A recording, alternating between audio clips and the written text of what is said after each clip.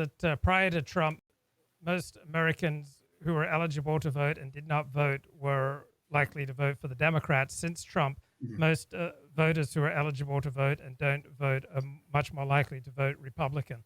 So I think there's been a sea change. And unfortunately, Donald Trump, by deriding mail-in voting, not only cost the Republicans 2 Senate seats in Georgia, but put the Republicans on a bad path. Because I think most people who aren't voting in America and who are eligible to vote now would vote for Republicans, because I think the Republicans have consolidated as the party of working people.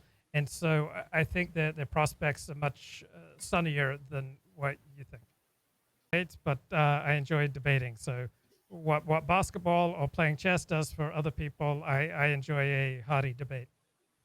Yeah, it's interesting. I don't mind debates. I actually won an academic medal for my performance in debate class back in the day. I used to have it around here somewhere, but I hope I didn't throw it out. But anyway, but no, over the years, I've come to see that debating really does not change much on people's minds. So I prefer dialogues, conversations that I hope would, in time, at least make people more informed. But to each his own. Some people love debating, and that's their prerogative. Here it is. I can't believe I still have this old thing. It's from speech class, the old medal that I got for it. But it's been some time.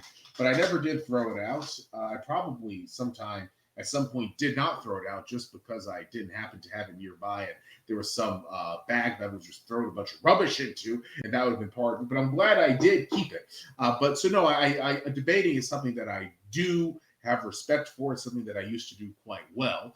But at the same time, over the years, I've come to the conclusion that dialogues probably are better than debates, because I don't think anybody's mind really gets changed by a debate.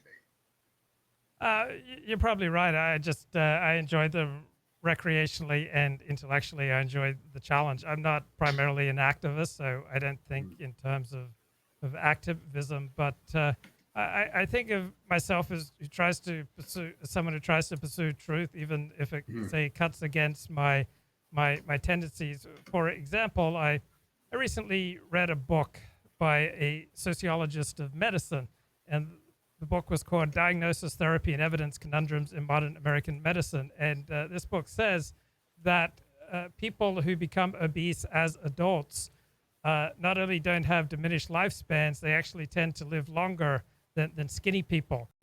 Completely goes against what I understood as reality. But if that is the empirical truth, I embrace it. So I noticed just before going on the show, someone was tweeting, wow, if we just convince millions of Americans to lose weight, we'd save millions of lives. And if this book that I just read is accurate, that's not true. And so I want to embrace truth, even if it goes against my.